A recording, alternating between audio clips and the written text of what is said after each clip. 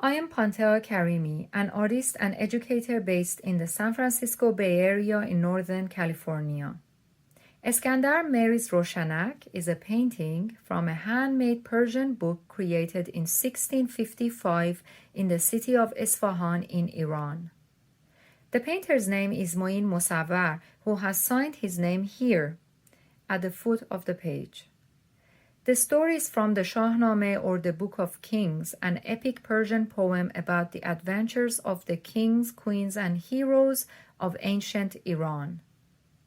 The Shahnameh was written by the great poet Ferdowsi in the early 11th century. Here are Iskandar and Roshanak sitting together in the arched pavilion with a view of the palace garden and fountains. Iskandar is the Greek world conqueror, also known as Alexander the Great. Iskandar is marrying the Persian princess Roshanak. She is the daughter of the Achaemenid king Dara. Iskandar has just defeated him in battle and so conquered Iran. In the story, the princess and her entourage all come to the great royal palace to marry Iskandar and to begin a new era of peace. In the next two videos, I will introduce two activities. To do those activities, we need to examine some of the details in this painting. Remember, this is a page from a book with words and pictures together. At the top and bottom, the words tell the story of the king, the wedding, and the kingdom. The painting shows the palace with a garden and two cypress trees side by side that are symbolic of the happy couple. These women are here to celebrate and witness the royal wedding. These two women are bringing a wine cup on a tray and an Isfahan burner. The other two are musicians. One holds her lute and the other has a Persian drum called the daf.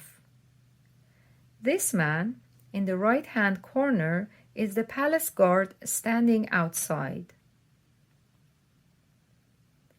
The women are all wearing luxurious outfits: long-sleeved robes, body-length shawls, trousers, and heeled boots. Notice the bright colors and patterns painted in gold. A Persian wedding includes a special tradition called the Sofre Aqd. This is a ceremonial cloth spread out on the floor or a low table. Items that have symbolic meanings are placed on the Sofre Aqd. Some of those items include sugar cones to bring sweetness to the bride and groom's life, pastries such as noq or tut, which is the Iranian marzipan, a beautiful mirror with two lit candles at the sides, the heavenly fruits pomegranates and apples, a bowl of gold or silver coins representing wealth and prosperity, the sacred text or a book of poetry, and finally Isfahan, which is a wild herb seed. In Persian wedding tradition, Isfahan seeds are burned in order to drive away sorrow, illness, and negative energies. In the painting, you can see some of these marriage items: sugar cones, bowls that perhaps have tuts and noqs, burning lamps, pomegranates, and as I mentioned earlier, this woman is holding an Isfahan burner. I can imagine wine in the long jars and perhaps rose water in the shorter jars. The colorful tiles, wall paintings, and fountains are reminiscent of the royal architecture in 17th century Isfahan, such as Chehel-Sutun Palace. This is probably a smaller private palace like Hasht Behesht, which is surrounded by gardens.